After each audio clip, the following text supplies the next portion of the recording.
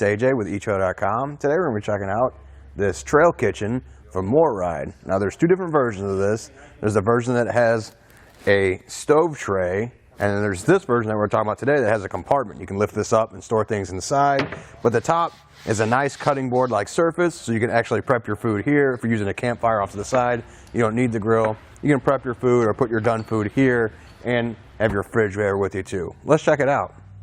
This is very useful if you're already carrying this stuff with you, if you already have a fridge in the back, you have limited space. This is a good way to kind of give it a designated spot in the back of your Jeep. That way it doesn't move anywhere. It stays right here on this tray. It holds it nice there.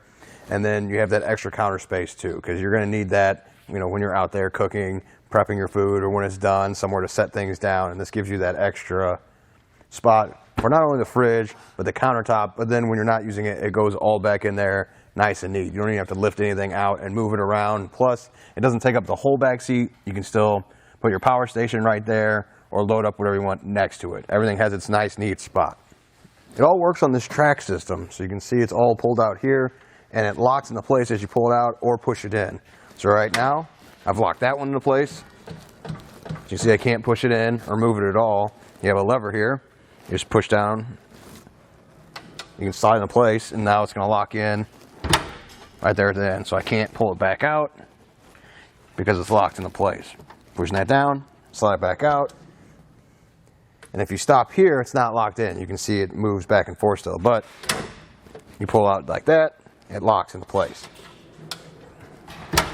It glides really easily along those tracks, and both of them latch in. I can pull, show you, it's not going to come out on you when you're driving around. Let's say you're going up a hill or something you have to worry about. As long as it's locked into place, it's not going to slide back on you. It also works independently, so if you just want to pull out this and use this as a top, you can. That way maybe you don't need full access to the fridge. Maybe you're just, again, prepping your food, or as simple as you need somewhere to set your drink. You can set it right here, use the table, and everybody's kind of hanging out over here in their chairs. With this version of the trail kitchen, you also can add some accessories onto it. Let me show you. We can open it up, which is usually used as storage. If I can bring this part out, and that helps stabilize the extra counter space, like that. We also have another piece that will act as even more counter space. Let me get this reset up.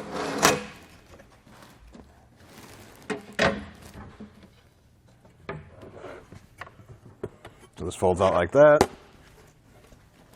And installs on the side here. You just put these in the hole there, and then slide it over, and that'll keep it in place. So you can push down and it won't pop back out. Now we can open this up,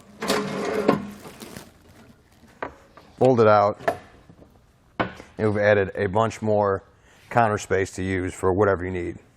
Another neat thing is that you can use this as storage too, even with this folded in. So you can see our cutting board and our peppers are in there, but I can still fold this in,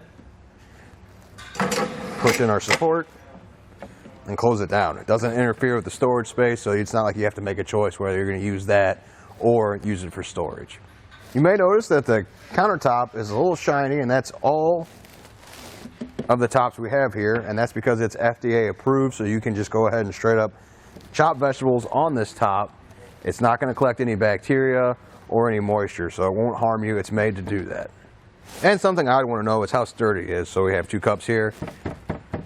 If you use a knife, you probably won't use a knife this hard, but I'm just hitting the top, just showing you that this cup's sliding a little bit. This one's got more of a rubber bottom to it, but it's very sturdy.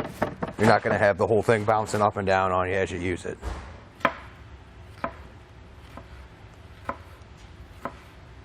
Top side, there's just something I want to give you a heads up about that we found when we were messing with it, is it does have tie-down points here.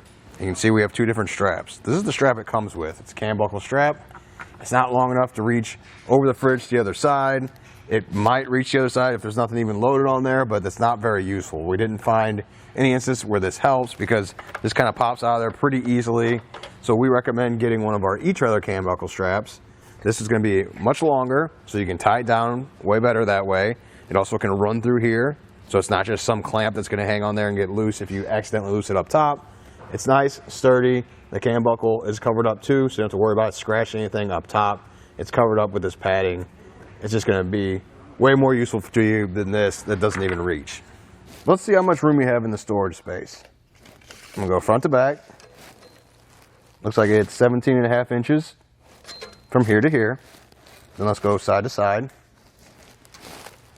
That's gonna be 14 inches, again, from here to here. And then now let's do height. I'm gonna go from the bottom to the top of this bar. Looks about 4 inches.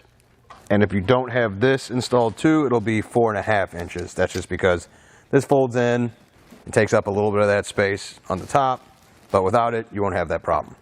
As far as installing goes, you will have to do some drilling in the back of your Jeep.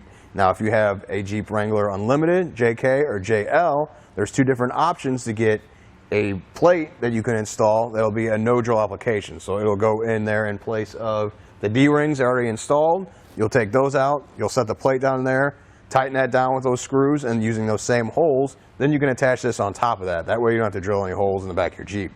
First thing we're gonna do is remove these D-rings here up at top.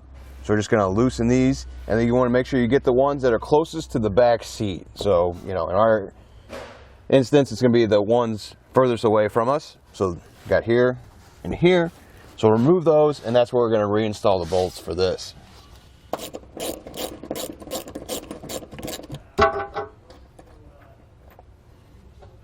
Now, in addition to those other two D-rings up front, we're going to do the second most rear one right here. We're going to use the T27, just like we did before, to loosen this up and remove this.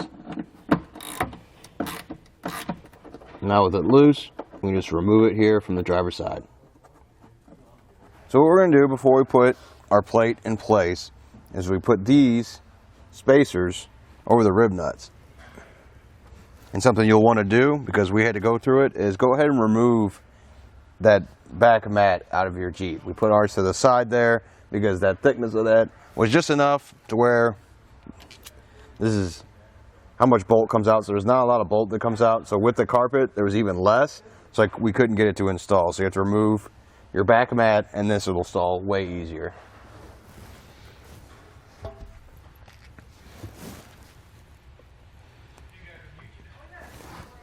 Then we'll set our plate over that.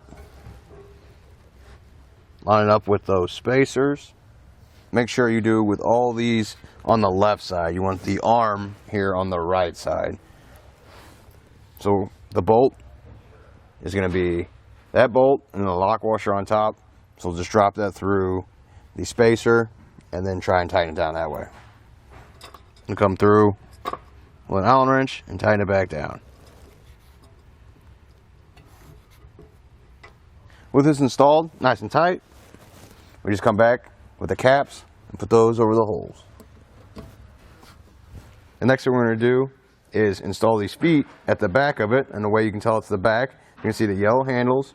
That's going to slide the trays out when we get it installed, so that's just a good way to see which way it's sitting in there. Now, we got the most rear hole here, so that's where we're going to install one of our feet. We got a spacer, goes over that. Slides right in there, and we have a nut that'll go on the inside. So you kind of just hold the nut there with your finger, and then you can turn the foot, and it'll screw into place. The way we're doing it today is that there's no subwoofer in here, so we're going to install it in this hole. If you did have a subwoofer, you would put the spacer or the foot right here in this hole instead. So just take a look at the back of your Jeep, see which one you have, and then you'll know which one to use. We're also going to take the second one and install it in the rearmost hole back here, just so it sits evenly in the back of our Jeep. We've lined up the holes that we could on the plate here. We got 3 of them. We got this lines up here, and then these 2 over here are lined up. So I'm going to take the bolts and install them. So get them hand tightened first, and I'll come back down and tighten them down the rest of the way. Now we're going to add our spacer to the furthest to the rear hole here. So this is going to go underneath. So I'm going to lift up with one hand to get that side up, and then kind of try and line this up. Looks like it's about there. Set it down. I'll take the longer bolt. Looks like it's not quite lined up right. I can kind of Use this hand to do that to get this bolt through, but we'll drop this in and start tightening it down. The last step is to adjust the feet, that way it's balanced out. So you want to pull it all the way out and see how it sits. Now we saw that it was kind of leaning one way on us. The instructions aren't super clear on what you should do, but this is what we did to make it work. It had an extra foot in there, so we installed it here, right next to where we just put this one in. We put this here to kind of balance it out, and it looked a little wonky until we tightened this one back down and then it even back out flat. So overall, it's a very nice thing to have. It's going to have a lot of options to customize it the way you want, and where there's more counter space here and here. You can even get a molly grill, put it up over here, hang a water container from that. It really is whatever you want it to be and how much you need out of it. So if you're fine with just this part, you'll need to get the accessories. You still got the countertop and your fridge is safe, and it all slides right in there nice and neat and stays out of the way. And now in the back of your Jeep, you have a designated spot for both those things, and you can just pile up more gear here. Well, I think that does it. Thanks for hanging out, and I hope this helped.